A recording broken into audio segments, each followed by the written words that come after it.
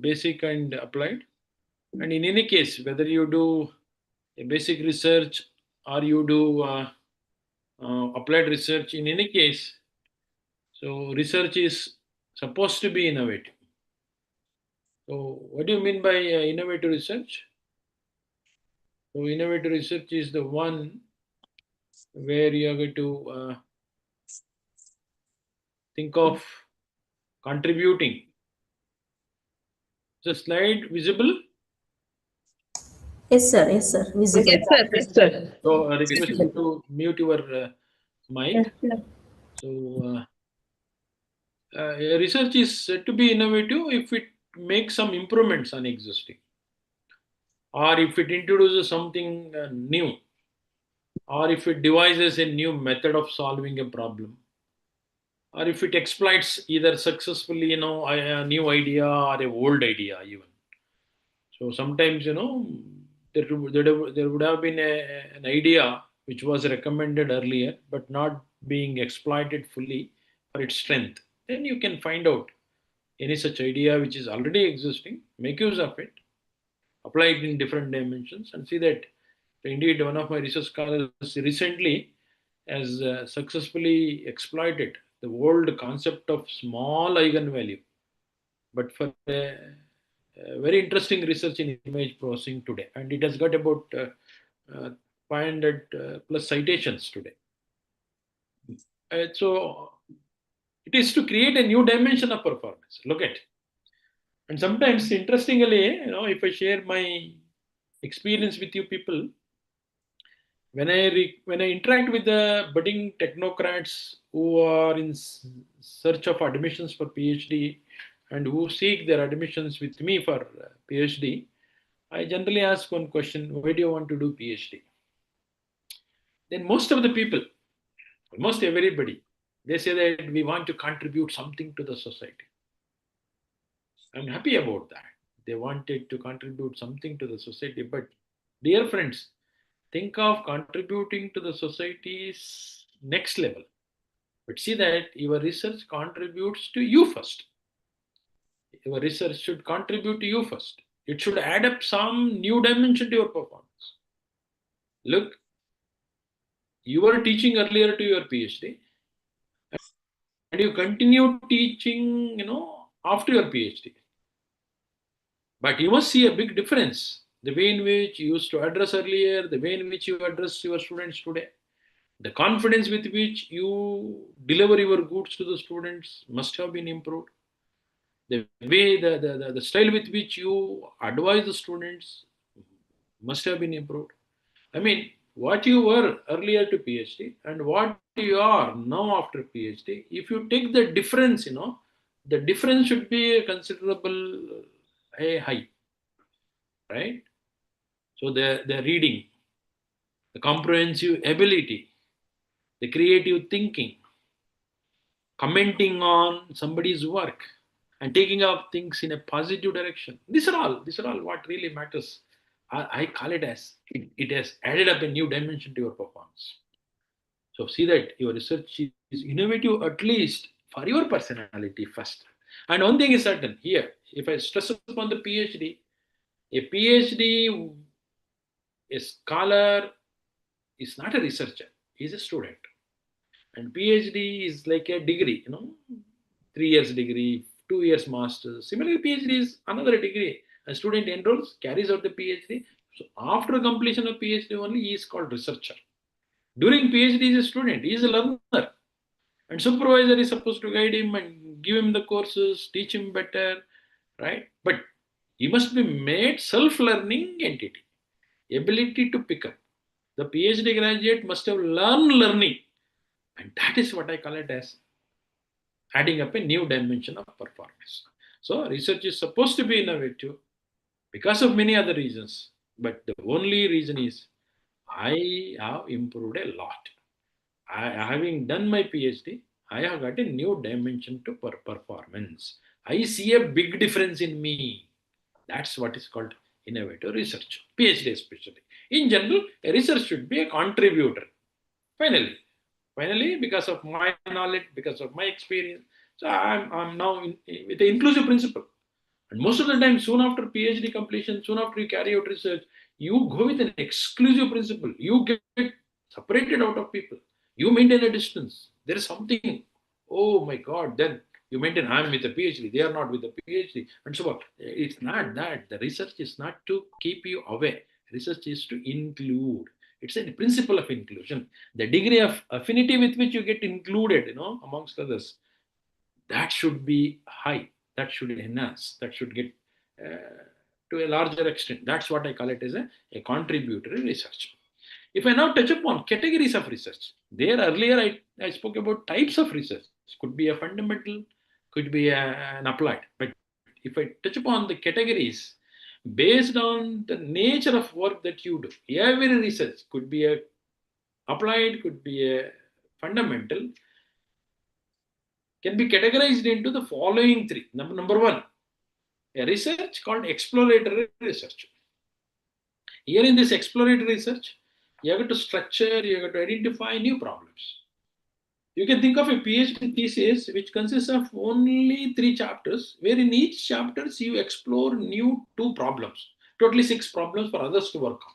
You need not solve them, but think of a new problem, go on labeling them, explaining the different parameters. It's not good enough to just list out the problems to be worked on which are open to work, but you have to justify why those problems are still research problems for others to work on.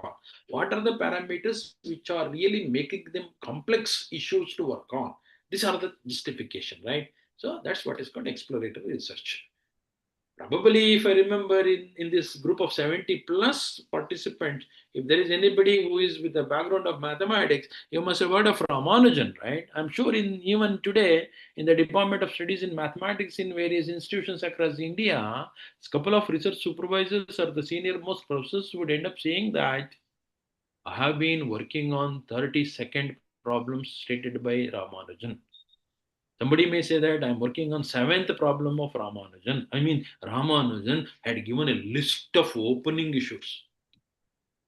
But not only that, he has given why it is a problem for research. That is what is called exploratory. The constructive research is the one where you take up a known problem, explained problem. Problem is well defined. Take up that and work on, construct the solution. How to solve it, work out the methodology, develop a solution. And that's what is called constructive research. Yes, solution is known, problem is defined, solution is also known, but unfortunately, that has not been taken to a practical applicability. It is not a developed, deployable solution. I want it to be practically feasible, study the practicality, and is it empirically possible? Is it really deployable? If that is a deployable, what are the risks in it? What are the advantage of it? What have we to do it? How to tune it up? But can it be deployed in Mysore, in another region? If that is the case, how to personally tailor it up? Yes, there is a problem in it, but solution is also known. But take up these different solutions and then stitch them up, put them into a deployable working model. That's what is called empirical research. I mean, if you are concentrating more on digging out new problems, exploratory. If you are trying to solve a known problem, a constructive. If you are making it practically feasible to a solution, in a practical environment, it's an empirical. So it could be a applied, could be a foundation. So in addition to these three categories, sometimes we also define different ways of categories of research based on the physical location where most of the time of the researcher is spent on. Suppose somebody goes to the library every day, studies books, different stories, and so on and so forth, Mahabharata, Ramayana, full, he studies completely. And then one day he simply sits thinking, synthesizing all his knowledge, read through multiple books. Because of that synthesis, he comes out with a new way of expressing the same thing, introducing his own thinking and morality, ethics, whatnot, everything into it, builds up a new storybook and publishes it. That's also a wonderful research. But he has spent in maximum time of his research process inside the library. And such a type of research is called library research. Some people may spend maximum time in the laboratory. Go conduct the experiment, reconduct the experiment, study that, analyze it, unhappy, reconduct, etc., etc. Out of 3 years, 79 to 89%, 90% time is spent only in the research laboratory. I call it as a lab research. Our farmers, most of the times, they do research in field research. Class teacher does understanding psychology of students, coming out with a new way of regulations, new way of pedagogy, create, that's a classroom research, right? I mean, the physical location where researcher spends considerable amount of time also helps us in deciding on the label of the research. So in addition to this exploratory, constructive, empirical, you can also call it as a lab research, library research, field research, classroom research, etc., and so on. Look, dear friends, ant, yes, ants. Ants are good at research. They really do empirical research. When they go in search for a food, they always go in straight line. They prefer moving in straight line because ants, I understand that perhaps are aware of the straight line is the shortest distance from point to point. Because of that, I mean, they are in search of food. While searching for the food, they optimize the path. Ants are good at research, Even in computer science, we have a searching strategy which is nature driven. We called it as ants optimization technique. Look, even animals are known for the research. Could be exploratory, could be constructive, could be empirical research. And another thing is, sometimes most of the people are just a word of telling that, yeah, it is a solved problem. It is a solved problem. I'm sorry that problem will be solved, but not by you. Problem is solved by others, not by you. As long as you feel you are individually different, as long as you feel that your richness is totally different, your poorness is totally different, you make it a unique. I'm sure that even if you take up a solved problem, you can give it a new dimension. You can give it a new perception. If I got an example, which I read through or heard of people telling the following, just imagine there is a topic called God, God. God is the problem. God is the title of my research topic. It was given to the class of farmers. Work on this. Think of a God. Then farmers thought of what is supposed to be God? God is something which is stronger than a human individual. God is something which is rich in giving me what I want. Generally, we feel it. No? We go and say, we see that, please bless us with so and so, bless us with health, bless us with wealth, and so on. So, I mean, we don't have something, please, you are supposed to give it. I mean, God is having everything what I wanted. So, farmers thought of God should be able to give me what I want. Then, what is the farmer's requirement? Farmer's requirement is, oh, because of cultivation, badly required is a water. So, farmer conducts puja to the god. God should be able to give them the water. And farmer wants to take care of his land. During day's time, there is a sun rays. He can look at and then he can see the things. He can take care of the land. But during night, he requires a torch, electricity. But unfortunately, there was no electricity way back during civilization. They wanted a torch. Then what is that? God should be able to give them the light, torch.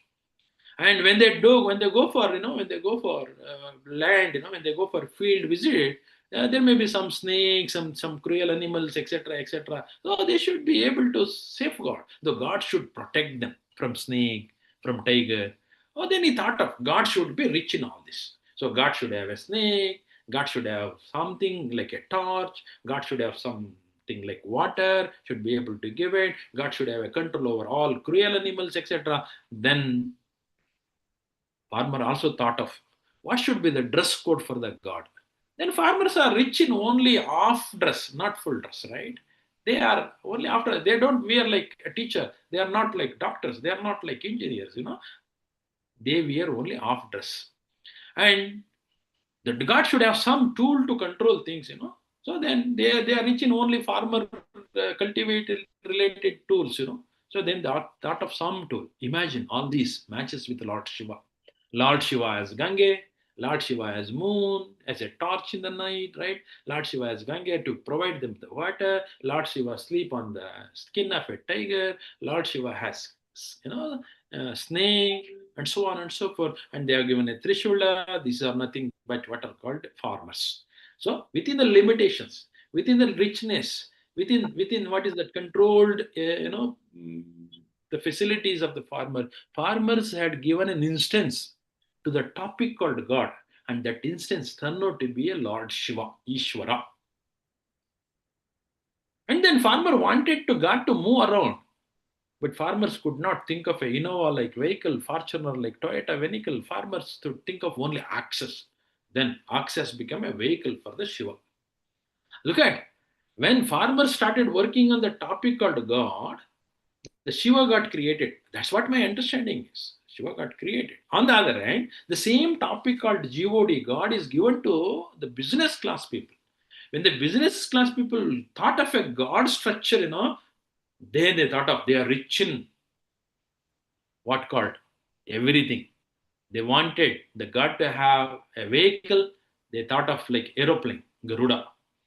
So they are rich in wearing ornaments. They thought of a god with multiple ornaments. Like even our today's girls don't wear so many ornaments. And they wanted the god to sleep. They thought of a cushion, spring affected, cushion bed. They thought of a snake with a spring. And there is a Vishnu. Look, Vishnu is an instance of a god created by business class people. The same topic called God is solved by farmers, is solved by business people because their backgrounds are different, their richness are different, the poorness is different, the limitations are different, etc., etc. They altogether a different set of community. Thought of different instances for the same topic called God. Similarly, other gods, right? Look at, even if the problem is world solved, as long as you make it unique, you are totally different from others, and your thinking is something totally different, unconventional. I'm sure that you can give it a new dimension to that. So that's what I just want to stress upon with this. So now I think it is a time to sum up the things which have presented so far in the form of a research process. What did I say in the beginning? A research process begins with a formulation of a topic. Formulation of identification of objectives and then fixing up the scope for it. Now the research process is to search for a new knowledge, search for something of my interest. My process is a search process. Please keep it in. So far, I have given you a philosophical view of understanding research. Now, I'm getting into more justification for the process of research. Why it is called research? Why this process for searching for a knowledge is called research? I'm giving it a more technical way of defining what is that. So, formulation of the topic. What do you do in the formulation of the topic? You go with mentioning motivation, the purpose, the objectives, scope, everything, as I told you in the very beginning of my lecture. And then once the problem is known to you, as I said, once problem is given to the mind of a researcher, mind should not think in a conventional single way, but should diversify the thinking, generate the hypothesis, guess for the solution. What is the solution for that? While guessing for the solution, make use of your education. Hypothesize it. I said it is an educated guess. Hypothesis is nothing but an educated guess. So generate possibly multiple hypotheses. Don't generate only one hypothesis. Whether that hypothesis could be proved or not establishable, don't worry, but think in a different style, possibly work out. If you are successful in proving any two of them, that's fine, right? Otherwise, you can tell the other that these are the cannot be the hypothesis for this problem. No one should think in the direction. Look, dear friends, for the PhD, there is a failure. But for research, there is no failure. Because PhD is a time bound, PhD goes with the objective. You may not be able to accomplish those objectives within 3 years. Right? But whereas for research is always a success. Even if you find out something not expected, something which is not viable, something which is not acceptable, that could be a knowledge for others too, not to think in that similar direction. I feel that I want to go to Bangalore city from Mysore. I just travel in this direction. I just imagine. I just go, but I'll end up with not reaching Bangalore. So there is a dead end for it. Then I come back to this junction, I put a board here, a label here telling that, oh, this is not a way to Bangalore, right? This doesn't lead you to Bangalore. I put away so that it could be a lesson for others. It could be a knowledge for others. But in my case, I failed in reaching Bangalore. That's fine. But I'm successful in generating a new knowledge for others. So in research process, because it is a journey, no question of failure. But for a PhD, there could be a failure because PhD is a time-bound research process like a byproduct. So generate hypothesis. While generating hypothesis, make use of either the assimilation or the elimination process. Like a candidate attending objective questions. If he knows the answer, he just simply tick it. That's called inductive principle. If he doesn't know the answer, no negative marking, then what does he do? He goes for cancelling. Probably not, probably not, probably not. The left out is the answer, right? That is what is called deductive knowledge. So one is called based on inductive principle, a specialization to generalization. Other one is from generalization to a specialization. These are the two ways of learning. These are the two principles of learning. But generally speaking, dear friends, in our life, we neither purely go with inductive principle nor we purely go with deductive principle. We go with hybridization of this. So inductive within inductive, deductive, deductive within deductive, inductive, inductive, inductive, deductive, deductive, a possible combinations you can try out. I call it as either ensembled or you can call it as an hybridized one, right? If you use inductive inside inductive, ensembled. If you use deductive inside deductive, ensembled. If you use inductive, deductive, or deductive, inductive, then they are called hybridized. So you can go with that. Once you generated the hypothesis, then the next responsibility is to prove them. Either you can prove them theoretically or you can establish them practically. These are the two ways. You work out a greater mathematics and argue that this is true because mathematics is the language of science. Any language which tells the truth, which communicates exactly x as x, is the mathematics. No natural language can communicate x as x. There is always a confusion.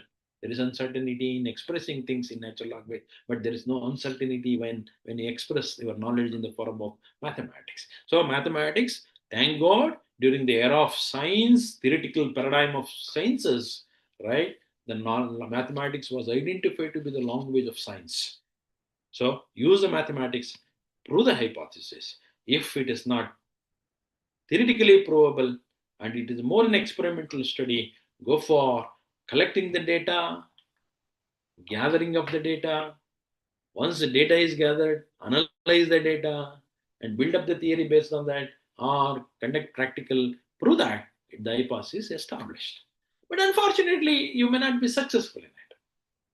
When you are not successful in it, then I understand that the data that I gathered may not be so sufficient. Maybe lack of data, right? I just wanted 100 data, but I got only 80 data. Then still I have to gather 20 more data. It could be because of lack of data. Then go back, regather the data. Let me use a now term called regather. Gathering, regathering.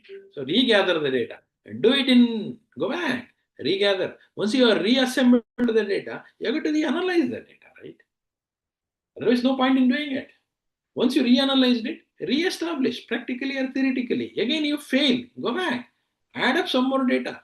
Reanalyze the data. Come back. Again, you go back. Continue doing till either you become successful in it or you understand that the data collection has been done exhaustively. And once it has been exhaustively data collected, the analysis of the data is also have been done exhaustively all possible ways. In spite of it, unfortunate that I cannot think of regathering, everything is gathered. I cannot think of reanalyzing, everything is studied, but still hypothesis not established. Then that's not a suitable hypothesis. Put a label so that others should not think of the direction. Is a new knowledge created for others, but you are not successful in your research. Go back, re-hypothesizing it. Look at dear friends here. Go back, use inductive, use deductive, think of a hypothesis, come back, establish it. Look, these are the two loops existing in the research process. Dear friends, please understand here, my process of research is a search process. It is like linear. It is a search process. It is a searching from known to unknown. This appears to be a linear. It appears to be a straight line, but it doesn't go like a linear. But sometimes we are going to do again at inner loop, at the level of establishment of hypothesis. And sometimes we have to go for rehypothesizing at the second level. I mean, this research process is not linear. This is a non-linear. That being a non-linear has two nested loops, a loop within another. This is a re at innermost. This is a re at outermost. A research process is a quadratic. It does two loops inside, one inside the other, and nested. It is not a single way of searching. It is not a linear way of searching. It is a non-linear way of searching. It is not straightforward search. It is a research. This helps you to understand why the term or the process of digging out a new knowledge or the process of coming out with a new dimension of understanding an objective of my interest is called research. Otherwise, it would have simply called as a search for a knowledge. Search. We call it as a research because the search process is not straight line. It is a non-linear. It is with nested two loops. One repeats, another one also repeats at the outside. So that repetitive search is called research. A repetitive search is called research. So that's re here. So once you are done with this, you come out with hypotheses established, conclusions are made, ready, fine. Now what I have to do is you have to document it. Look, dear friends, doing research, in my opinion, is only 40% effort, but documenting requires 60% of effort. Don't hesitate spending considerable time for documenting your research outcomes. Unless otherwise, your research is of no significance. Imagine a medical doctor, a Dr. X. His responsibility is to go for creating a new medicine every day in the morning. He comes to the laboratory, creates a new medicine, and then he goes home in the evening and looks at it, and then drinks himself, and then sleeps well comfortably, gets up early in the morning next day, goes to the laboratory, creates a new medicine, and again goes home in the evening, drinks it up, comfortably sleeps, and so on and so forth. He does it till his end, and then one day he dies. Imagine another doctor, why? Why does the following? He goes to the laboratory, creates a new medicine, and comes back home in the night, sleeps well. Next day he goes to the laboratory. He doesn't create a new medicine. Yesterday, what he has done, he will document it and preserve it. Alternative days. Now, in my opinion, first doctor, though created many more medicines, but no medicine is of great support today because he has not documented it. Whereas second doctor is more useful for the society. No? His research can continue now because of documentation. Look, unless you properly document your research outcomes, your research is of no significance. It is of no use at all. So documentation is a very important aspect of a research process. So don't hesitate spending considerable amount of time for documenting your research. So documentation is very important. So how many types of documents we are talking about? Generally, we talk about two types of documents. One is called a publishing document. The other one is called manual kind of document. Publishing kind of document is a document which we created with the interest of circulating our research thoughts across contemporary researchers. My interest is to somehow see that my research ideas, my research contribution gets propagated across all contemporary researchers. If I prepare a document to keep in mind that the research has got to be transformed to a different laboratory, different people, then I call it as a publishing document. On the other hand, see, when you go for buying a new mobile cell phone, you will get a document along. That's called a manual. That manual got generated by researchers, the company people, or the research laboratory scientists, because they wanted to educate their end users. Once something is created, once something is produced, there are some users, the users must be educated how to operate, how to use this. And for that purpose, I create a document, right? So document can be created to see that my idea is getting circulated across the globe for other contemporary researchers, or my purpose is to educate the end user. For that purpose, I create a book, I create a manual. So there are two types of documents. One is publishing document, another one is manual kind of document. So now my concern is, when do I say that research is successful? Or what is the parameter which really decides the success of research? So is that ability, understanding, or I mean, do you think that the problem title really matters for success, or the environment really matters for success, or the resources available? No, all put together, I can say that who really makes it successful research is a researcher. It is the mindset of the researcher. If facility is not available, you can create it, right? If you have a passion towards it, you create it, right? You want to sleep, but don't you think that you go for space to sleep comfortably well? If you don't have facility, you create facility. If you want to eat, being hungry, don't you think that you go and somehow you do and get the food? Similarly, if you are so hungry, I'm sure that you can create a facility. Look, it is the ability of the researcher which really matters for the large success of a research. It is your understanding. It is your domain knowledge. It is the commitment of the researcher. All in all, love and affinity of the researcher towards the problem. To what extent? I don't want to read the next line. I request all of you to read the next line within bracket. It is that feeling that researcher should feel that he or she got married to or with the problem. What do you mean by that? Please take it in a broader spectrum. Don't take it in a narrow way of understanding. I say that a researcher should have a feeling that he got married or she got married. With what? With the problem. To what? To the problem. Right? With what means I just accept it. To means I am submissive to that. This is what. With or to the problem. Look, soon after I'm married, started loving my spouse. And because of that marriage, I'm blessed with two kids. And because of that, I got a held responsibility of giving them a better education because I don't want others to consider them as a bad citizens tomorrow. I go in search of a good school, I give them a good education, I train them, I give them what is called culture, etc. etc. I'm responsible for it. Similarly, here, the moment a research topic is taken by a student should feel that it's like my family. And because of that marriage with the problem, he will have his own brain children, publications, ideas. Publications, so ideas are nothing but the brain children of the research scholar. Research scholar should feel that it is like a marriage. There shall not be any divorce. At least for PhD student, there shall not be a divorce for at least 3 to 4 years. That must be the feeling. Look, dear friends, if you are already married, that's a natural personal. And if you are planning for a PhD, it's a second marriage. Or if you are done with your PhD, first marriage is done. Now you get ready for the second marriage. So everybody has a professional life and a personal life. A professional life as a researcher, you are with the family.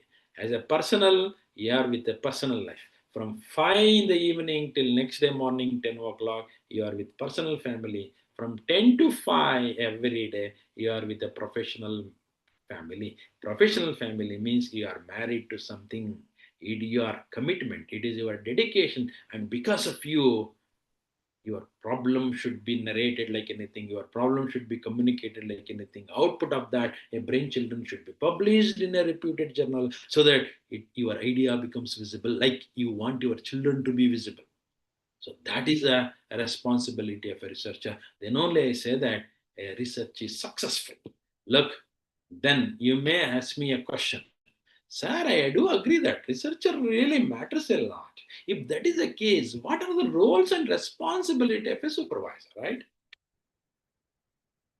If a success story of a research is fully dependent on the research scholar, his ability, his understanding, his knowledge, his commitment, then what is the role of the supervisor? You may ask me a question. Just because you are a supervisor, do you think that you are kicking out of the ball from your your coat and keeping it into a research scholar, you may ask me a question. Then I say, no, I'm sorry. Research supervisor is equally important. To what extent? Research supervisor is like a parent. He is a facility provider, facilitator. And not only that, research supervisor is like a priest who is supposed to conduct this marriage. Look at, just because I have got a son who is of age now, 17, I don't conduct a marriage for him. I wait till he matures.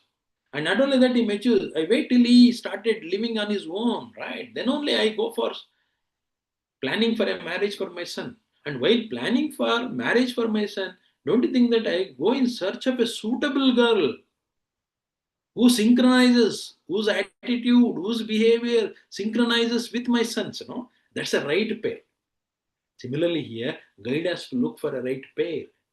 Before assigning a problem to a student, you must have a thorough understanding of the student. What is his importance? What is his nature? What does he love? If he is strong in mathematics, give something mathematics oriented. If he is weak in mathematics, give some problem which doesn't require too much of mathematics, right? But unfortunately, we, the research supervisors, do this blunder thing that once one student has completed the PhD, we ask another one to continue. We don't really ask him, do you really love to work on it or not? See, you have to conduct marriage between right pair. A suitable problem should be given to a suitable, relevant problem should be given to a suitable guide. I mean, the guide has got to be studied well. Generally, I take about 8 to 10 months to assign a problem for the student. I study the student. Is he, because I am a computer scientist, I just look at him. Is he good in mathematics? Is he good in problem solving? Is he good in programming? Right? What is his strength? What is his weakness? And based on that, and then what is his vision? What he like to be in future? And based on that, I just design a suitable problem for him. That is where the research supervisor is required. So it is that you have to conduct a marriage for the right pair at the right time, not so hurriedly. So this is what the role of supervisor, and beyond that, supervisor should work like a facilitator, giving them the good mathematics, giving them the good background of knowledge. I said, story behind, that's more important. Background story. Teach them well and conduct the courseworks and see that the student picks up the greater knowledge and leave him for working on it. I'm sure that he can contribute a lot. And very important is that the research scholars are extremely good in conducting experiments, extremely good in collecting data, extremely good in applying mathematics, studying them, producing the result. But majority of the students are very, very poor in documentation. It is where supervisor has to personally get involved in supporting the student to come out with a PACA documentation for the problem. So documentation is an interesting process where supervisor has to completely get involved in it. What is this documentation? Documentation is to put it in writing. X as X only, not X as Y or Y as X. X should be communicated to X only, not orally, but by writing. I can convince you in a oral. If I'm given an environment where I can teach you better, I can explain, then you can interact with me. Down the line, after 5 minutes, after 10 minutes, I can convince you my idea. But not that. I get to give it in writing. You read in my absence, and then it creates many confusion in you. I must write up my paragraph such that there shall not be any communication misunderstanding, right? There shall not be any miscommunication. I mean, missing data is very challenging. And more than that missing data, misleading data is much more challenging. The documentation, the process of creating a document for the research outcome should be free from these two instances, these two important things. Number one is missing data and misleading data. Missing data makes X minus something. Misleading data makes X plus something. So your X should be communicated not as X plus or minus epsilon. If it is X plus epsilon, epsilon is a misleading. If it is X minus epsilon, then epsilon is a missing. So your document should be free from both missing data and a misleading data. Coming out with such a document is really a tough job. Look, I just draw the picture on the blackboard. but I don't tell you what picture I am drawing on.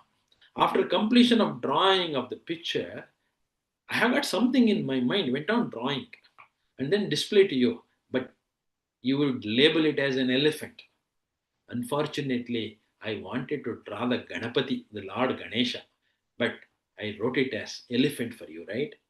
Then it is not Pakka documentation. If I wanted to write elephant, and if you said it is elephant, that's great. If I wanted to draw Lord Ganesha and you recognize it as Lord Ganesha, then my documentation is exactly correct.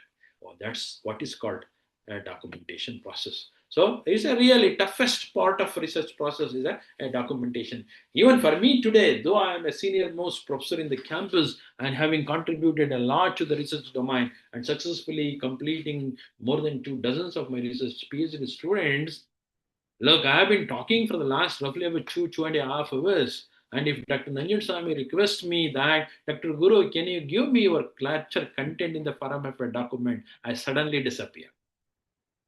On the other hand, if Dr. Nanjan Swami calls me up and say, Dr. Guru, we want your lecture again in the afternoon session for other set of participants, I'm happy to give it.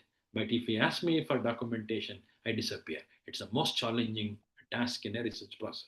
Dear friends, take it from me. If your research effort is about 40%, the remaining 60 is about documentation. So, in this, while doing documentation, while doing research, look, ultimately what is happening is a learning, learning, learning, learning. But only learning is not enough, relearning. Look at, there is again a relearning. After delivery of one lecture in your classes, if you are a good teacher, I'm sure that you end up giving assignments for the students.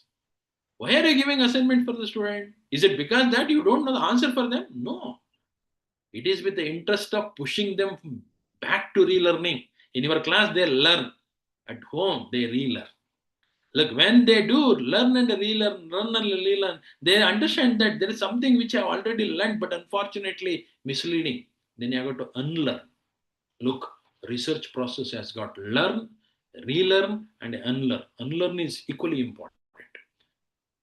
For third standard students, we teach them while introducing the directions, east, west, etc., telling him that look at here is the direction where sun is rising is called east, sun is setting is called west. No, strictly speaking, sun doesn't move. The sun is a stationary. But at the third standard, we teach the student that as if sun is moving around to introduce the directions. But when the student moves to the higher secondary school education, the science teacher will teach him sun is a stationary, earth is revolving around the sun. Because of that revolving, the days and nights is happening. Directions get formed. Look at now the student has to unlearn that the sun is moving, sun is rising, sun is setting. The student has to unlearn and relearn this. I am good at driving in Indian scenario. I have got an international driving, for example. Then I go to United States of America. I want to drive a car there. Then I cannot drive a car in United States of America with the same style of driving being adopted in India. I got to unlearn this, learn that driving style in America. After 6 months, I come back to India. Now I have to drive the car here.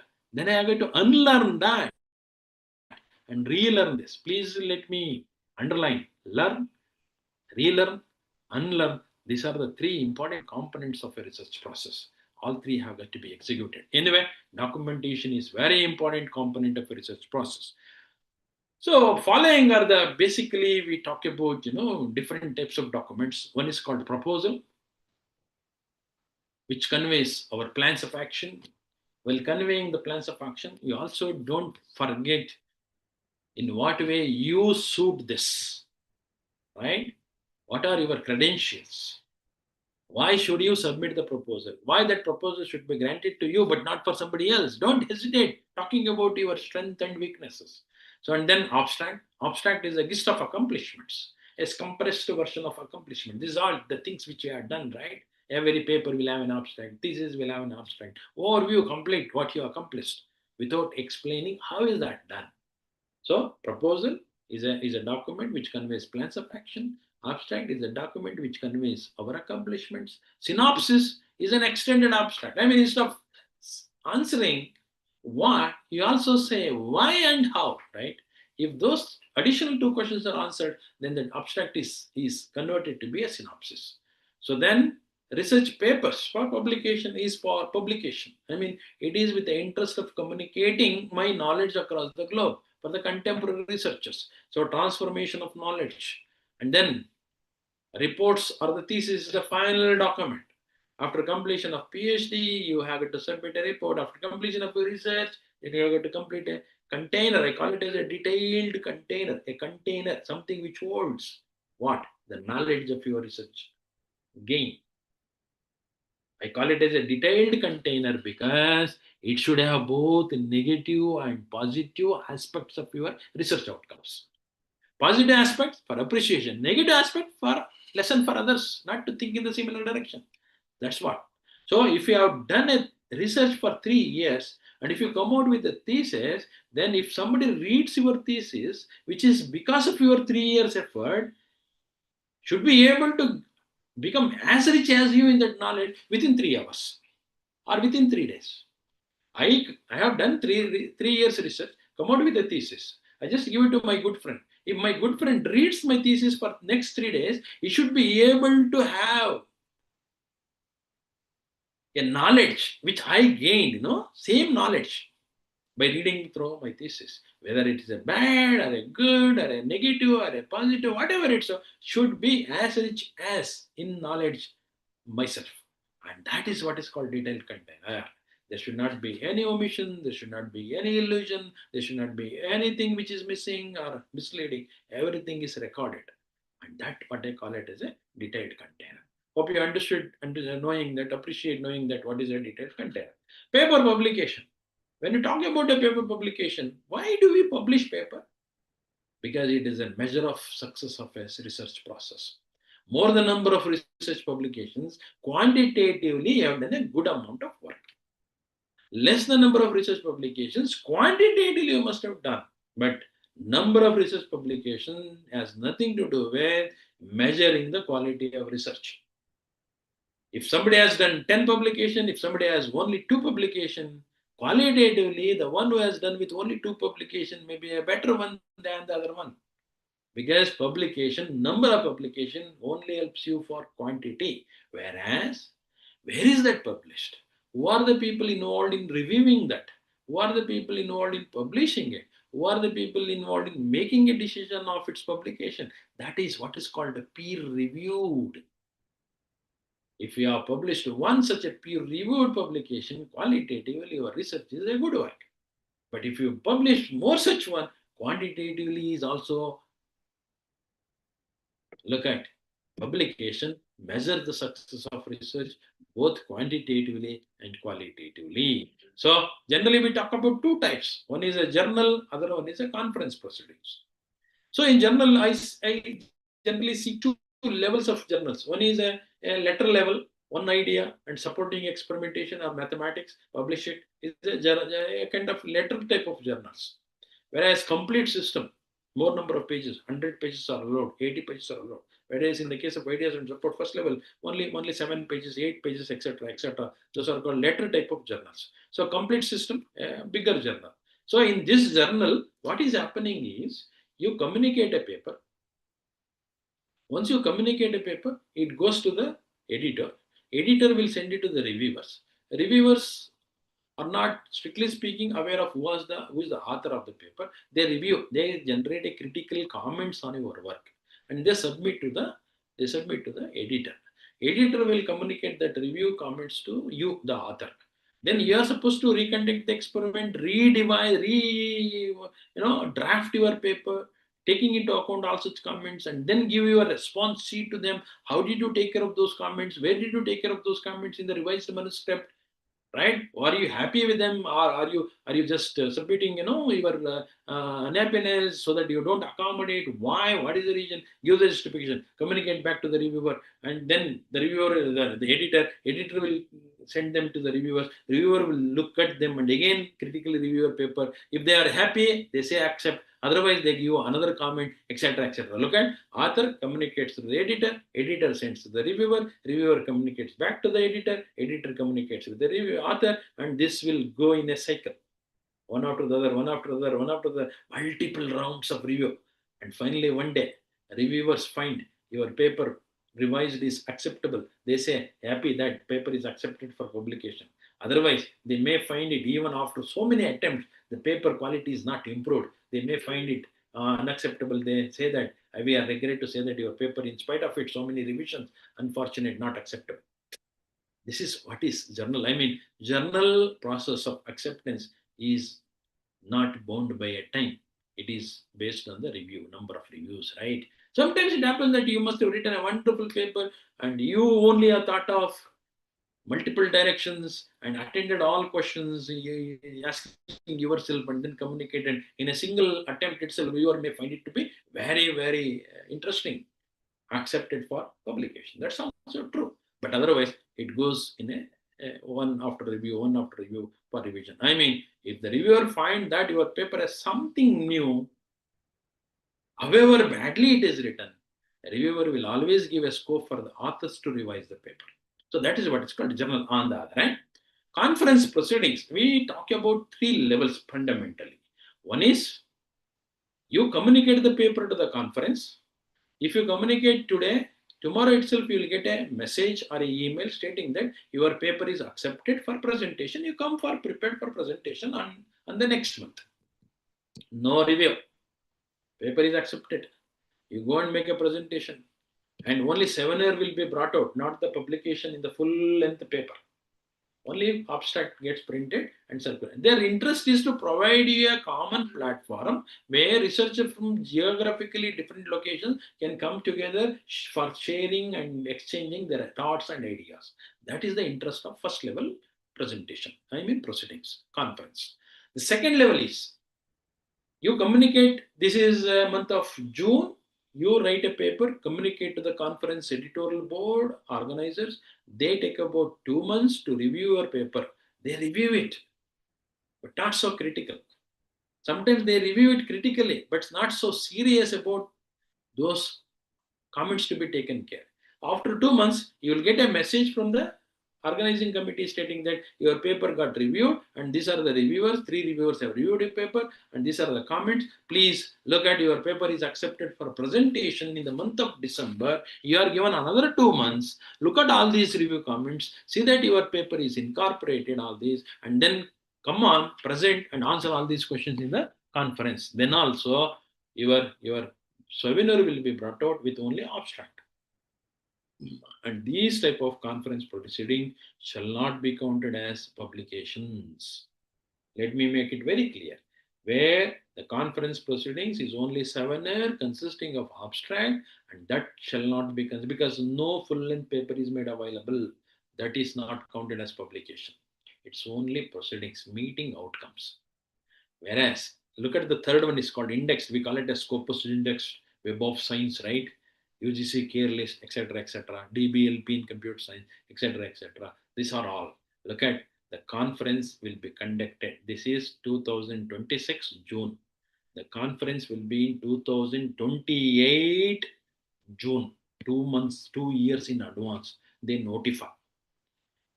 So June 2026, 27, conference will be in June 2028, 2 months, 24 months in advance, or at least 18 months in advance. Then they give a good enough time, about 8 months to plan your work for that conference. Look at the conference as a theme, and stitch your, work towards tune up your work towards meeting with the theme of the conference, work and produce a paper. Take about eight months and communicate the paper.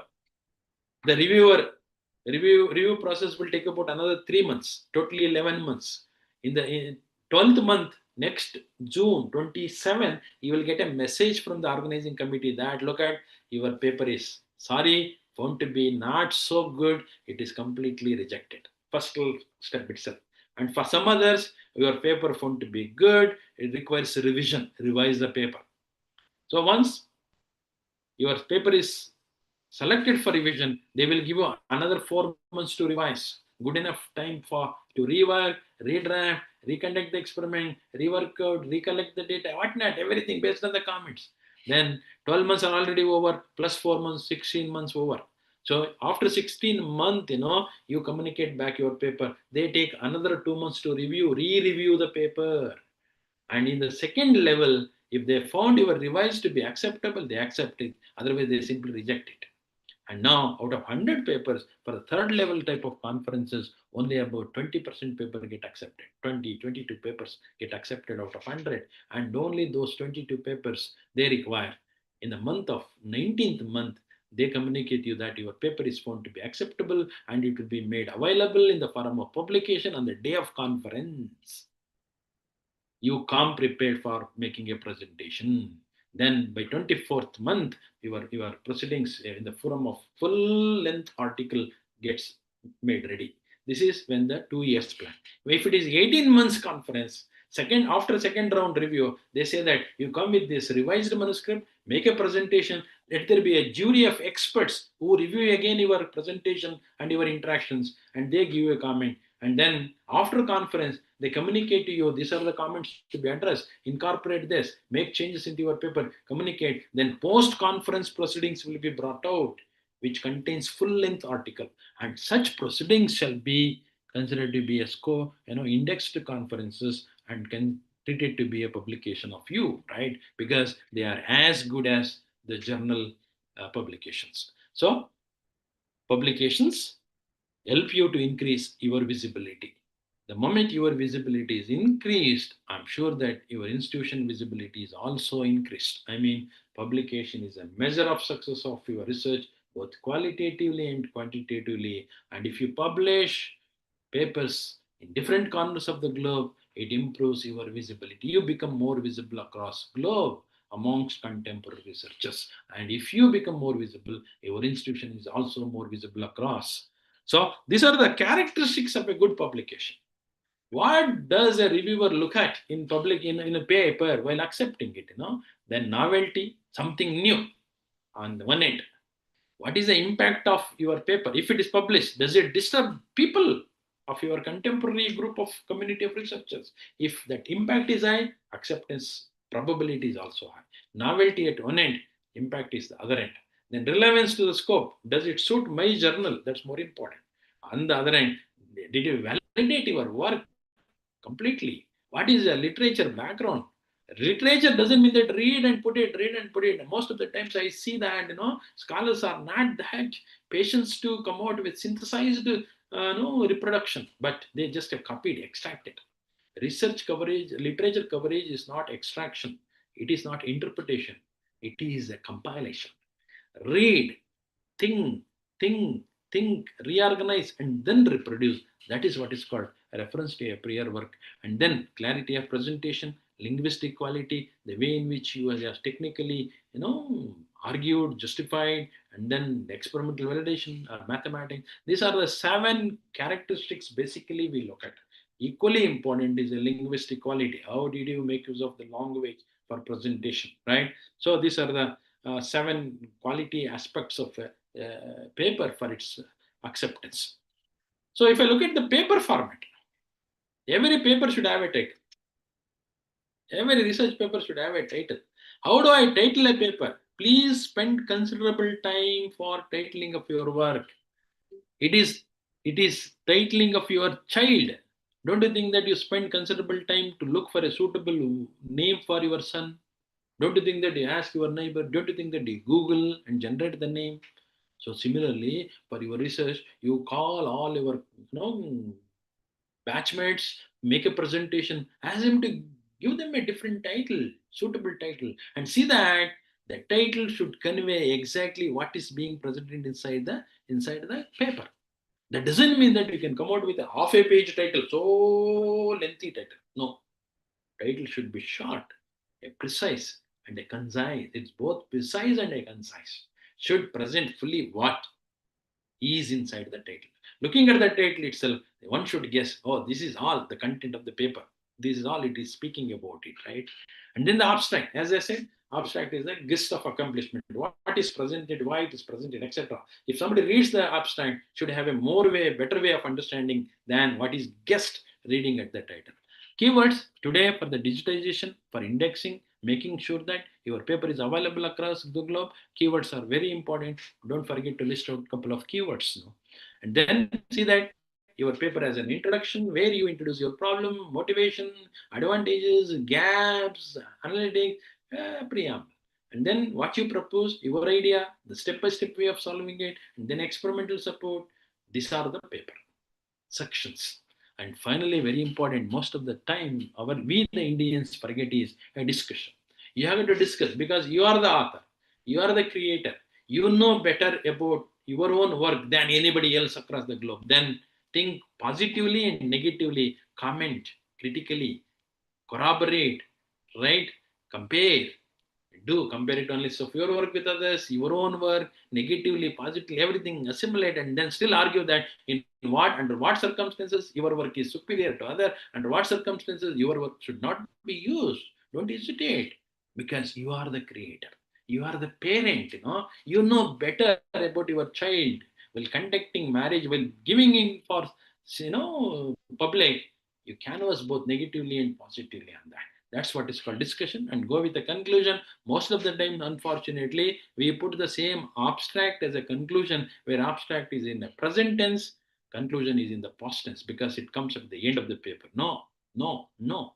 Conclusion should be the real research findings, not just a reproduction of the abstract in a past tense.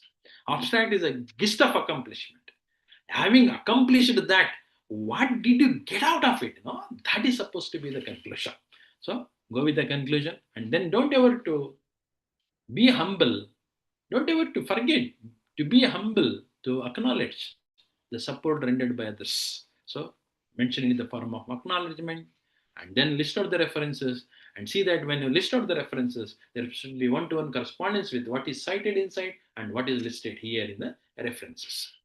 So if I talk about the thesis writing, it is exactly like expanded version of a paper writing. Paper writing is for a single idea, single. Whereas thesis is a collection of papers together into single. The thesis writing is still difficult, challenge than the writing the paper, because while writing paper, my thinking is only restricted to a single component. When I write a thesis, one component, another component, another component, I may use a symbol X here, symbol Y here, symbol Z here, but for the same concept. That should not happen. I got to normalize. I got to rationalize my thinking, right? Across all. And you got to organize those components in such a way that they come in evolutionary progress. One is the output is the input for the next. Output of second should be the input for the next, and so on. That what I call it is a contributory chapters. I got to put in such a sequence of building up a story. Building up a story, let me underline, building up a story. If reader reads right, should be able to understand the way like we read other storybooks, right? That's what. So contributory chapter 1 is not that what you worked in the first year. Contributory chapter 2 is not that what you worked in the second year. Sometimes the last year contribution could be in the first chapter, first year contribution could be in the last chapter. It is an evolutionary progress, evolutionary improvement in this chapter. And see that every chapter is self-sustained in the form of content, rich in content, should be independent. The chapter inside should be highly cohesive. Highly cohesive. Chapter is highly cohesive, but between chapter is loosely coupled. That's what is more important.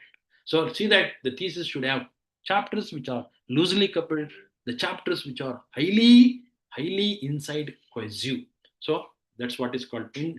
So thesis should have an introduction. The way in which I spoke about introduction of a paper here, preamble, research here, purpose, application, motivation, whatnot, etc., etc. Contributory chapters is yours. Introduction is not necessarily yours. You can read from others and put it. And comparative analysis among several contributions of your work, compare them mutually and take up the best model of your worst model of your, compare them with existing contemporary works, right? Don't hesitate. And then talk about in what way your work could be extended by others in future, and see that if there is a complete deployable solution, explain them also, otherwise it's optional, and come out with a conclusion of your thesis. And then don't ever forget to put the list of publications which you could come out with based on your research outcome, and appendix. Sometimes I find it that I find that there is some concept which is very much required for the readers to understand my concept. But I mean, that concept is as important as my concept, but that concept is not mine. But that is very much important for reader to understand before reading my thesis. Then put it in the appendix. Don't put it in the contributory, right? That's somebody's work, but equally important, but not mine. I mean, that's what is called appendix. And then bibliography. In the paper, we call it as a reference, but in the thesis, we call it as a bibliography because it is a heterogeneous list of references pertaining to different components of your thesis. So, look, after you submitted your thesis, got your PhD awarded, and if you read your thesis after award of your PhD, after 6 months of your PhD, you must feel this. The part that is good in the thesis is not yours. The part like introduction, motivation, literature survey, everything appears to be good for reading after 1 year. But that's not original, that's not yours. But on the other hand, the part that is original, the part that is yours, is not good to read after 1 year. Why? The reason is you wrote it first time. That is the first time written, not smoothened, not beautified, right? But others are carried and synthesized, compiled, appear to be beautiful. This is supposed to have two part, original and not original. Original is created by me, not original is carried from others. So this looks better than mine own after my maturity is increased. Now, if I read my thesis, which I submitted in 1999, I really laugh at myself, right? There are some interesting things which I really love to read because they are borrowed from others. But on the other hand, what I contributed at first time generated sentences, really looking funny today. That should be the. Then only I say that you wrote thesis for yourself. Otherwise, you are not written thesis for yourself. So this is documentation difficulty. Number two, look at here. A author communicate to a editor of the journal, he got reviewed, and then editor communicates with the author. This is a communication between author and a editor. After review process is over, right? I wrote, he says, editor says, after review of the new manuscript, I wrote, Dr. Smith is the author. Editor says, Dr. Smith, we are happy to accept your superbly written paper for publication. Very happy that your paper is superbly written, happy to accept it. However, I just could not help adding, tell me who wrote it for you. See, editor is asking the author that, tell me, how come you wrote such a paper? I doubt. Can you tell me who helped you to write the paper? Who wrote it for you? Then, on the other hand, the author says, that Dr. Smith answers that I'm so happy that you found my paper acceptable. But tell me who read it for you. Look, dear friends, here is a communication. I, author, as the editor, you must not have read my paper. Somebody must have read and told you the feedback. Tell me who read it for you. I don't accept it. But on the other hand, he says that how can you write such a superbly paper today? Who tell me who wrote it for you? Look, dear friends, while reading a research paper, don't read as a reader. If you really want to understand in between lines, between lines of the research article, you have to stand in the position of the author and read it as if you are the author of the paper. Whereas while writing the paper, don't write as the author, write as a reader of the paper, who because your target is the reader. Be stand at the reader's position and then start drafting your paper becomes a wonderful paper, wonderful draft. So write paper, write paper as a reader, read paper as a writer. This is what my message to you people. Otherwise, there is a communication gap between reader and a writer, reader and an author. So that gap has got to be minimized. There is always a gap existing in understanding when you go through documentation. But that confusion is always there. That confusion, the degree of confusion, the gap between them has got to be minimized. And that is what is called the difficulty of documentation. Look, this confusion is always there because participating co-researchers vary from a paper to a paper. I've been doing it for the last 30 years, but my contemporary researchers vary from team to team, Obviously, I cannot maintain the same standard throughout. Once it goes down, but one thing is certain, that confusion in understanding communication should be minimized. Very challenging job. The degree of confusion should be minimized. in the process of documentation. Look, dear friends, hope we are ahead of few minutes to complete my lecture. To sum up, if I sum up my lecture, I say that we started in understanding what is called research. We defined that is a search again, an active process of inquiry, and so on and so forth, and types of research, fundamental and applied. Throughout my presentations in both the sessions, I narrated with a couple of good examples about importance of research, why should we do research, etc. And I presented three categories: exploratory, constructive, and empirical researches, and all in all, additionally, library, classroom, field, etc., and so on. And the process of research, starting from formulation, then hypothesis generation to hypothesis establishment, and then with repeated two nested loops, technically defining why it is called research. Why not called only search? It's a repeated search called research. And I also highlighted the roles of both supervisors and researchers when carrying out a research for success. And finally, in the last about 30 minutes to 40 minutes, I spoke about documentation, varieties of documentation, starting from proposal till thesis writing, and the different components of papers and different components of theses, and why that documentation is difficult. What were a couple of communication examples between on why publication should happen. It is qualitatively and quantitatively measure the success of a research. More than that, it improves your visibility. Please go with research publications, that too in a standard, reputed international publication. That would help you in improving your visibility across your contemporary research community. So, for the last roughly about 3 hours, we just have gone into understanding what is called research. Finally, I want to say, look, dear friend, nothing other than the following way of looking at the research. Research as RESEARCH. Reading a lot, or refers reading a lot for establishing scientific and engineering aptitude. R for reading, E for establishing, S for scientific, E for engineering, A for aptitude.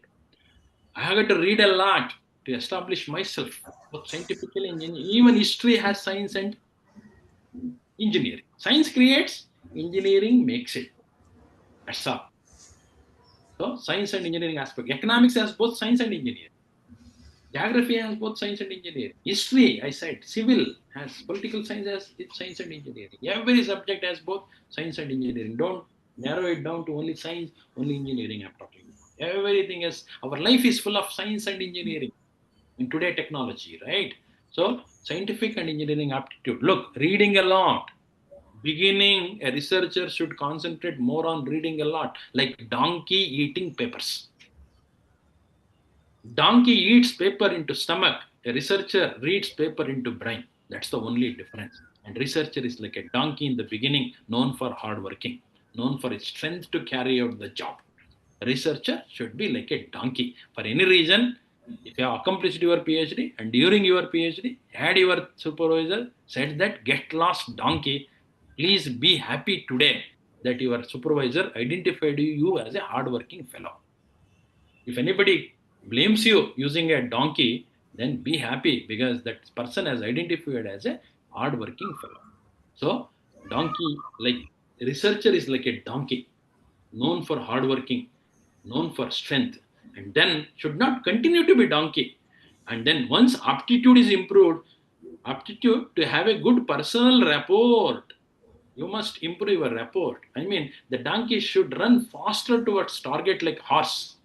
Donkey should become horse, known for riding, known for fast running, or at least as beautiful as a small animal called rabbit. Donkey nature should become a rabbit like nature, looking beautiful and reaches target as early as possible.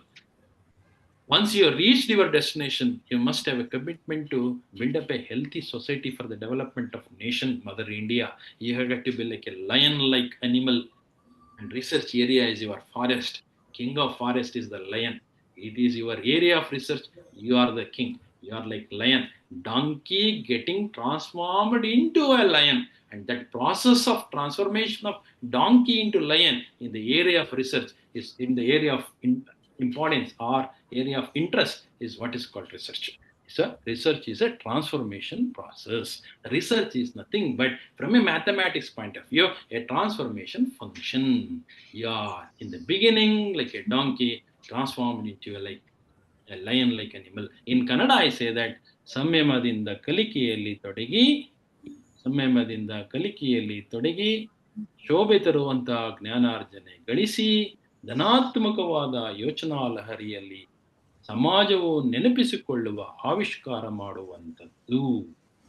That's my own message to all you people, and I take this opportunity to thank the organizers for the opportunity given, and I must thank all my scholars who have given me rich experience, who helped a lot to pick up a greater knowledge to address you people. Thank you, and all. Now it's open for discussion. If there is a time. Yes, sir. Yes, sir. Good. So I think that we have. Thank you, one and all. Thank you very much. Sir, I have one question. Yeah, please, madam. Yeah. Sir, can you please let us know about review of literature? Madam? Review of literature. Review of literature means you have to identify the relevant literatures related to your domain of research, and then collect the papers, collect the literature, read through the papers.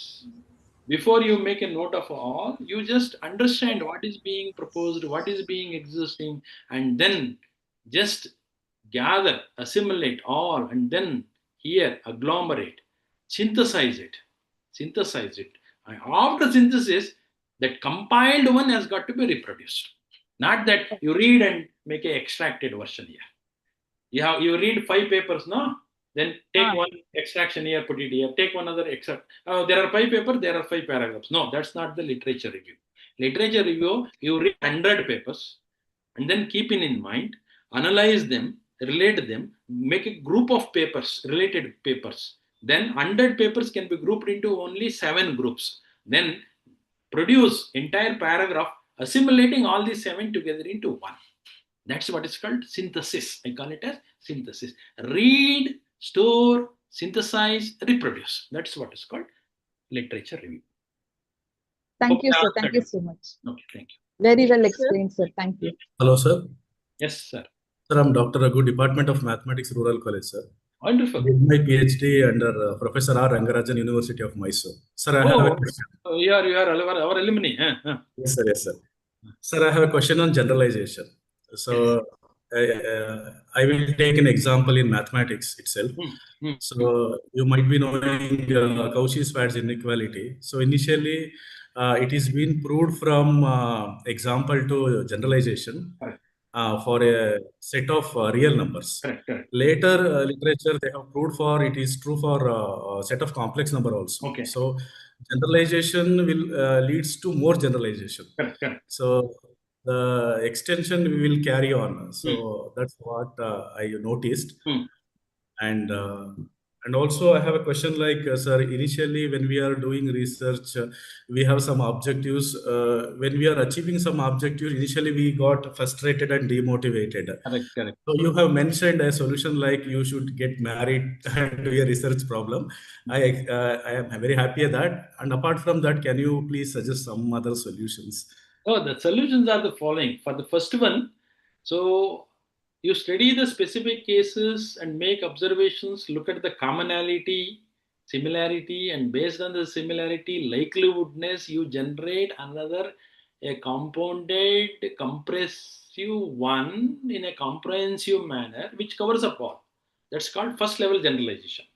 And when you continue studying, you may come out with some other cases. For example, I am conducting a class for 10, let's say 40 students. In the morning, I take up a class, right? Then students are alert. Let's assume that I take up a class in the afternoon and there is a guy who started sleeping. Then I understand that perhaps in the morning he is alert. In the afternoon, because of lunch, he may go sleep.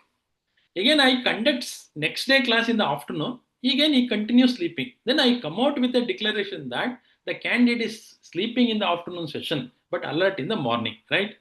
Yes. Let's imagine now, I conducted class today in the afternoon. I have seen a person X sleeping. Again, tomorrow I conducted a class in the afternoon. Again, I sleep him sleeping. Now I cannot generalize it. because I have not conducted class in the morning. Third day, I conduct the class in the morning, but I still see him sleeping. Now I can generalize that he sleeps in my class, whether it is morning or afternoon. He sleeps in my class, I can say, but I cannot say that he sleeps always in the classroom. Again, fourth day, I see that he is sleeping in somebody's class also. Right? After 1 month, I understand that this man is a sleeping man. First level, generalization to sleeping in my lecture, or generalization of sleeping in the afternoon lecture, generalization of sleeping in my lecture. Next level is generalization to sleep in everybody's class. I mean, as you acquire more instances, examples, I mean, moving from a particular cases, particular instances to a generalized instance. That's what is called general. You can think of different levels of abstraction here. It's a tree-like structure, in mathematics, It's a tree-like structure. Cases by case, study, assimilate. A parent node with multiple children. Again, case by case, you may have. These two can be integrated and so on, right? It's like a non-linear system of study. A non-linear hierarchical way of understanding. Moving from specialization to generalization is a hierarchical way of. It's more a cylindrical, it's more a pyramidal rather than a cylindrical way of understanding. That's what is your first one. Second one is frustration is always there. Till marriage, a boy is happy. Girl is also happy. After marriage, for few months, frustration starts because independence, living together, living for others. Till then, bachelor was so with a greater freedom. After marriage, restricted. He has to tell where I am going. He has to inform everything, right? A little to be uncomfortable. But when you start using it, when you get along with that, then you become happy after a child, after a child. This is what is in PhD. When there is a marriage, it is a marriage between two different entities, entities with different cultures, Obviously, there is a frustration, there is a demotivation, there is a depression, everything has happened. If that happens, that indicates that you are in the process. If you are still happy, then you are not into the process. Suddenly, air blows, winter starts. Don't you think that we get sneezing, we get nose blood? That shows that we are adjusted to the environment. If nothing happens, no change in the environment, right? So that has got to happen. Don't ever think of it in the beginning of research. One has to experience it. And let me tell you, learning cannot happen unless you experience the pain of learning. A learning can happen only when somebody experiences the pain of learning. That becomes experience, right? That's more important. I appreciate you, Dr. Raghu, for your greater interactions. Hello, sir. Yes, I'm madam. Dr. Savitri, sir. Okay. Even I got awarded from the Mysore University. Okay. Which discipline? Sir, sir, actually, how can we manage the core ethical consideration in the research in this AI era? That's a different domain. AI era, generally today, though we don't have a AI policy on what AI should be used for what purpose, etc., everything is now made publicly available as a free software to download and work on that. The ethics is more a concern of an individual, madam, right? That's what I said. Today, knowledge is a power, lost is value. I don't like to be with only knowledge. That's not, of course, is a power, but what do I do with that unless I am a powerful person? The powerfulness comes into the picture. It all depends on the attitude. How do I use it? What purpose I am using it? That's my mindset. So ethical concern in the AI technology today, AI can be for spoiling, AI can be for progressing. Any technology, any science revolution or evolution is only for progress. But when there is certain level of progress, there is something which is really pulling you down. Obviously, we cannot always think of any entity, any process gives you only advantages. There are certain disadvantages, but it is our mindset, it is our attitude, it's our behavior to take it in a positive way, not to look at it in a negative way. AI is for the development, not for a spoiling. But there are some cruels, a bomb is created, right, to bombard stones. For Till what percentage we can inculcate in our publication papers? For publication, look at, if you are really want to exploit the beauty of AI, use AI. Yeah, Because it's not. look, dear madam, today computers can learn better than an individual, because an individual, you or me, connected to only our university library, not even full library of our university. We don't know the full library of university, connected to only a part of the library, right? But my computer today is connected to all libraries across the globe. So Across the our right. computer has access to many libraries than myself. So computer can learn better than myself, because today we have a learning models, right? But on the other hand, still I am the supreme, because we don't have a model for computers to think. We are today talking about in AI learning models. We don't talk about thinking models. So we are critical in thinking. We are good in thinking. So then use AI to encourage your critical thinking. Use AI to be more productive. Use AI to be more efficient. But don't use AI to make yourself to be lazy. Right? AI is Yes. not to replace you, but most of the people have taken up AI as a replacement. It's not for a replacement. It's not to replace a doctor. It's not to replace an engineer. It's not to replace a good teacher. However, AI can make a good teacher an effective teacher. AI can make a good radiologist an effective radiologist. If a doctor called orthopedic doctor can operate two people in a day, now with AI, he can operate four people in a day. It improves the productivity. AI is a more an assisting tool than a replacement tool. It is to complement, it is to help you out, but not to replace you, right? So don't take it in the other way. AI is for the positive growth, but AI should not spoil your critical thinking. You are with thinking model. So it should not suppress your thinking. It should enhance your thinking. AI is an assisting tool, is a aiding tool, nothing for replacement. Yes, we love the way of you, how you convince the problem during these days. Thank you, sir. And we can see the poet in your research complications. You will take it as like poem. This research has to a great level, sir. Thank you so much. Thank you, madam. Thank you, Savit. Bye. Thank you. Oh, so this is Kalpana here. Yes, madam. Yeah, sir, I have two questions. First thing is, during our PhD course, we have one paper, like research and publication ethics. Okay, yeah, I just want to know from you, because you are a most senior person, like in research. So, is that ethics in research and publication is only for research scholars, or else it is also for research guides? First, that is one question. And another one question is, I'm the most junior faculty in my department, and recently my seniors, they have faced a professor interview for their promotion, and there they have encountered one question. So nowadays AI is so much advanced. The interview panel asks this question to them. So AI is so much advanced. Why we need research guides? There is no need of guides, because AI can generate entire PhD thesis. Correct.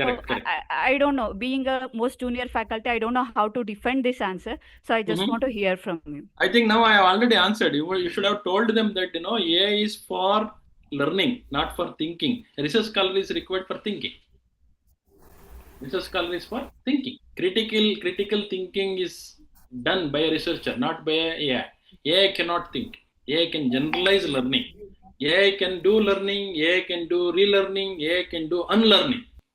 But unfortunately, across human beings, we hesitate unlearning because our ego doesn't permit us. If we give away our egoism, perhaps we are good at even unlearning, right? So AI can learn, relearn, and unlearn the way in which human beings are doing today. We have a better effective learning models. But if you face a similar situation tomorrow, please tell them AI is not for replacement. AI is an assisting tool. AI cannot replace a teacher. Then you would have asked them, why are you conducting interview for me? Instead of you, AI would have interacted with me, right? Exactly. Why are you here? You must have put them a back question. telling that, why are you here? You must have sent AI to interact with me. Then they must have told the AI cannot think the way in which we are thinking. That's the answer for you also, sir. Okay? And the other question is, the first one you raised is ethics. Ethics not only for scholar, not even for a supervisors, it's for everybody on the earth. Everybody on the earth, right? Including public. Everybody, any student, any supervisor, any teacher, any administrator, everyone should have a greater ethics. And if something is going wrong or committed some problem by any politician, it's not the politician's mistake, it is ethical mistake. And that ethics is not inculcated into the learners when they are in the schools, when they are in the study period. Even politician was a student of a teacher like us, and we committed a mistake. If teachers are ethics, society becomes full of ethics. Thank you so much. ನಾಳೆ ಯೂನಿವರ್ಸಿಟಿಗೆ ಆದ್ರೆ ಬನ್ನಿ ಸ್ವಲ್ಪ 3 ಗಂಟೆ ಮೇಲೆ ನಮ್ಮ ನಿಮ್ದೊಂದು ಕೆಲಸ ನಾಳೆ university ನೀವು ತಗೊಳ್ರಿ ನೀವು ಎಕ್ಸಾಮಿನೇಷನ್ ಮಾಡ್ಬಿಡ್ತೀನಿ. ಭೋಜರಾಜ್ ಮ್ಯೂಟ್ ಮಾಡಿ speaker. Anybody else? Still you have any queries? Please go ahead. Sir, I can include one sentence to Yeah, calculate. Raghu, tell me. Raghu, sir. go ahead. Sir, actually nowadays we can see demerits of AI uses. So I have experienced some of the results, like if I am For your education, let me tell you, AI is not fully developed. Yes, sir. Yes, sir. You are with all buzzy terminology today. As a AI scientist, I am telling you that AI is just a born kid. It cannot even walk comfortably. It No gives wrong question of results also. going for a ride. It Yes, cannot sir. even comfortably walk. ಈಗ ಹುಟ್ಟಿದ ಮಗು ಅದು. AI is still in infant state. It is not fully developed. So AI cannot be the research supervisor. Yeah, I did some summarization of DS Guru. When I did summarization of DS Guru, there was some person who served in the defense, got died, whose name was also Guru. Unfortunate or fortunate, initials were DS only. And AI finally generated so-and-so super senior professor known for his excellence contribution in research. And finally, he died in the year 1964, just earlier to my year of birth. Did you understand? Yes, sir. Because AI works only based on the data given. It is only, it cannot think, sir. It is only working based on the data given. A database mele, it just sits on it and then goes with the linking of the data, connecting the data, producing the sentences. Finally, it found that there was somebody named Guru SD, misunderstood that as a DS Guru, and finally said died. I delivered a lecture today, no?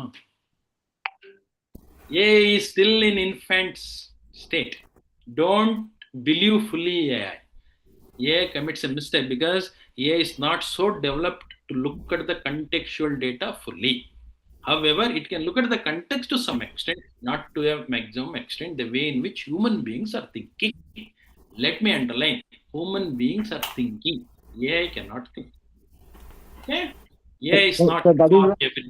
AI is not for everything. So that is why, excuse me, sir, that is why they are called large language models, LLMs. No, They are large called language model, LLMs. large language model is totally different. Don't bring it here. LLM are the models which learn through data and produce the outcome of your expectation. LLM is a different architecture. Is an architecture. It is not AI. So it is not related with AI. No, it is related with AI, but LLM alone is not AI. Okay. Okay. LLM alone is not AI. This spectacle is not a teacher, but teacher uses spectacle. Okay. Good. This is like LLM. Myself is a teacher, right? Myself is a AI. LLM is one component of any AI application. LLM helps you in language understanding. Large language models. Yeah. Today we are improving it on. Large language models is like considered to be a teacher model, and we are generating student model, and distillation is happening. There is a big difference, you know. But LLM is a one model. But LLM is not ultimately AI. AI uses LLM. Okay, sir. Yes, any more? Yes, sir. One more last question from my Yes, end. madam. Yes, madam. Continue. Yeah, sir. Actually, in Scopus nowadays there is no consideration for UGC care list. So everybody is behind Scopus publications and Correct, all. correct, correct. So, and being a senior most professor, you know there is a scam in Scopus publications also. People taking help from other people to make publications and all. So I just want to know how ethical is this to consider or to assess a academician through their number of publications and all. I do understand your concern on this issue. Yes, sir. Yes, yes. There are even Scopus indexed, journals which are paid journals. You pay and get your work published, right? So there are, because the UGC once upon a time insisted that to get a PhD, you must have so many publications. That's number one. And number two, get your promotions, right? You must have a PhD. When this degree is insisted upon and these publications are insisted upon, obviously people started diluting it. The people started losing the ethics. That doesn't mean that earlier our professors did not do any research. There was a great research indeed, right? But nobody bothered about publication for PhD. But PhD was wonderfully done earlier. So Yes, sir, because I all agree. these are linked together now, people are in a hurry in getting publications. So that's why these things are happening. But now recently UGC has come out with a guideline that so mandatory publication is not mandatory for award of PhD, and PhD is not mandatory for to be a greater scientist and so on. Even a greater company like BL, HAL, you take any AI. So even without doctorate, one can rise up to the director of that companies and so on. So now again, people are realize the importance of this, and there are many presses, many printing shops which Yes, announce sir. their own ISBN number journal and communicate. Get me the paper, I will publish it tomorrow. You pay for me, right? So it has Yes, become a business people, yes, business trend today. So hope so down the line people will realize and then modify themselves. Right? It's an ethical issue, not on journal because everybody wants to make money. But yes, researchers should not get into a paid journal, right? So yes, in my setup, I don't encourage my research scholars to communicate to any such journals where one has to pay the processing charge.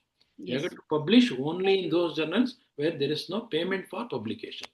And yes. such journals are not made available online, right? It's True, not true. online. So they will go with a subscription. And like Yes, IITs, IASC, University of yes, Mysore, they have to subscribe to such journal like Springer.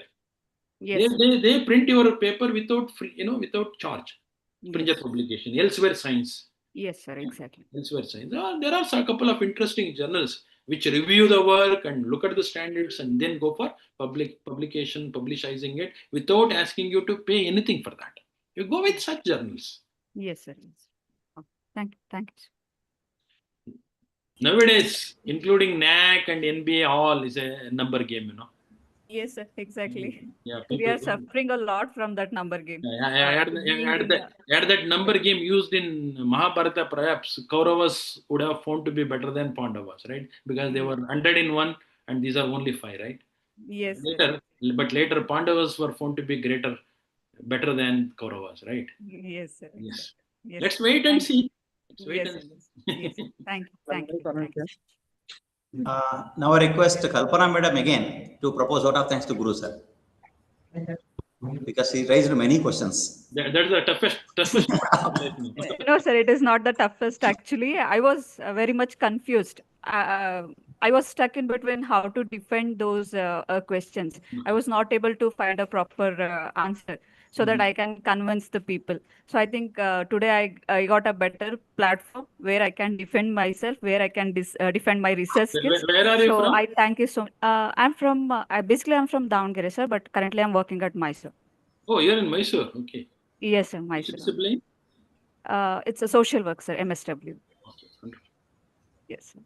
So I got a better platform to discuss with Professor Guru, sir. So I'm very thankful to him because you enlightened my idea of research.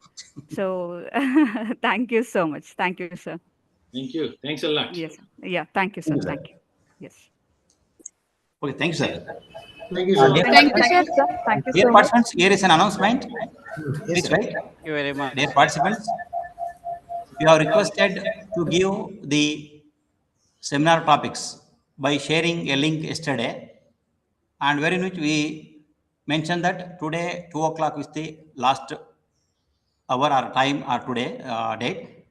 You please go through that, and many of the participants have not uploaded the information through that link. Okay, do it now. Okay, please share the link at 1:55 so that you can start the session at 2 o'clock.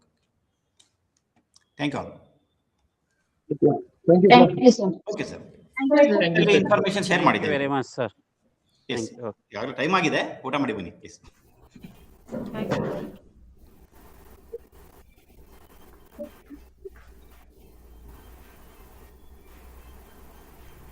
Thank you, sir.